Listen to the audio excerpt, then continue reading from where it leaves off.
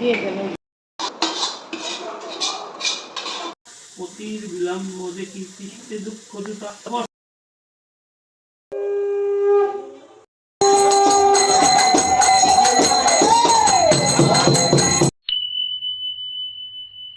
Hey everyone, welcome back to my channel Sonali সোয়াল সোনালি পৃথিবীতে তোমাদের সবাইকে সুস্বাগত। আজ পয়লা বৈশাখ, আজ বাড়িতে পুজো আছে প্লাস নাম সংকীর্তন আছে। তো যারা পুজোর উপোস ছিল তাদের কথা আলাদা, যারা ছিল না তাদের রান্নার দায়িত্ব আমার ঘাড়ে পড়েছিল। তো সকালবেলা উঠে স্নান করে আগে রান্নাটা করে নিলাম, নিয়ে তারপরে ঠাকুরমশাই চলে এসেছে, পুজো করছে। আর এদিকে পুজো হতে হতে ওইদিকে নাম সংকীর্তনের পরে যারা প্রসাদ গ্রহণ করবে সেই সব রান্না অন্যদিকে চলছে। তো এই যে রান্না শুরু হয়ে গেছে, আমি এদিকে টুকটাক করে অল্প অল্প করে এগিয়ে দিচ্ছিলাম, পরে এসে মা রান্না করবে পুজো শেষ হলে। তো তো চলো পুজোটা শেষ হোক, তারপরে আবার কথা বলছি। যত আয়োজন যথাবিধি করছিলেন নারায়ণ পদ, রাতারাতি হয় গৃহে অতুল সম্পদ। ইহা দেখি গ্রামবাসী কাঠুরিয়াগণ ভক্তি করি দ্বিজবরে জিজ্ঞাসে তখন। শুনি দ্বিজ বলিলেন বিধান সমস্ত, কাঠুরিয়াগণ শুনি হয় বড় ব্যস্ত। সিন্নি আদি করল তারা বিহিত উপকারে, সর্বকষ্ট দূর হয় হর্ষ করে ঘরে ঘরে। সদানন্দ নামে সাধু ছিল একজন, কাঠুরের সুখ দেখি হয় বিষ্টমন। জিজ্ঞাসিয়া আদি অন্ত সকলই জানিল, জানিয়া সাধুর হৃদয়ে ভক্তি জন্মিল। সাধু কহে অপ্রতুল নাহি অন্য ধনে, কন্যা নাই কষ্টাই চিন্তি মনে মনে। যদি মোর গৃহে এক জনমে তনয়া, পুজিব সত্য ফিরে সিন্নি অগ্রে দিয়া। এত কহি গেল চলি সাধু অঙ্গী করি, কালেতে জনমে কন্যা পরম সুন্দরী। সিন্নি দেওয়ার কথা সাধু যে ভুলিল, সুপত্র দেখিয়া সাধু কন্যা বিবাহ দিল। কতকালে সাজাইয়া সাতখানি তো জামাতা লয়ে যায় সাধু তরা করি। দক্ষিণ পাটনে ছিল রাজা কলানিধি, সেই দেশে সদাগরে নামাইল বিধি। নিপে সম্ভাসিয়া থাকে তরণী চাপিয়া, বিপত্তি ঘটিল তার সিন্নি না দিয়া। রাজার ভান্ডারেতে যত ধনাদি আছিল, নিশি মধ্যে সাধুর নৌকায় পূর্ণ হইল।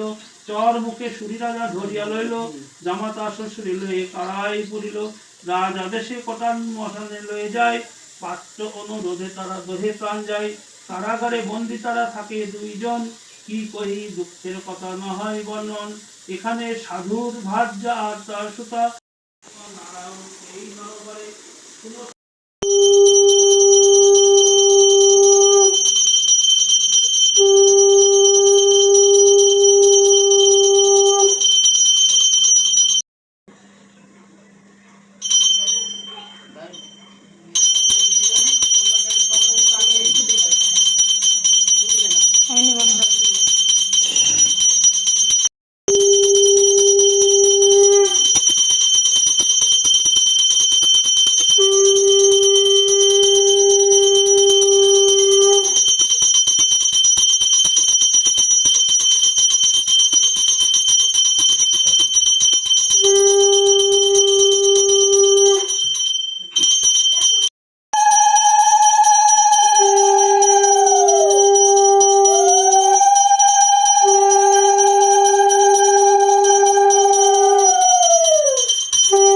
যে কোনো পুজোয় সবচেয়ে সুন্দর মুহূর্ত আমার মনে হয় এই আরতির সময়টা, কারণ এই সময়টা এনজয় করি আমরা, সেজন্য হয়তো ভালো লাগে। আর আরতির যে তাপ নেওয়ার পরে মনটা অনেক শান্তি পেয়ে যায়, শান্ত হয়ে যায়। তো এই যে দেখতে পাচ্ছ রান্না হচ্ছে, তো আজকের মেনু খিচুড়ি আর বাঁধাকপির তরকারি। তো এই কাকিমা আমাদের রান্নায় হেল্প করছে। তো এইদিকে এরা তিনজন ঘর দখল করেছে, দখল করে ওরা ওদের মতো খেলাধুলা করছে। তো ছোটোবেলাটা সত্যিই সুন্দর ছিল না, ওদের দেখে আমার এটাই মনে হচ্ছিল, না কোনো চিন্তা নেই ভাবনা নেই, ওরা ওদের মতো সময় কাটাচ্ছে আর তিনজনে অনেক অনেক গল্প করছে। আমাদের আবার মনে হয়, এদের দেখলে মনে হয় যে আবার ছোটোবেলায় ফিরে যায়, কিন্তু সেটা তো পসিবল না। তো বাঁধাকপির তরকারি হয়ে গেছে, এবার হচ্ছে খিচুড়ি।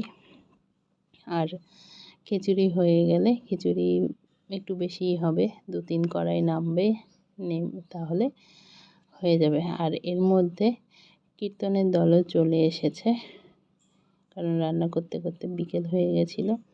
আর কীর্তনের দল এসে তারা তাদের কীর্তনও শুরু করেছে। তো চলো দেখতে থাকো।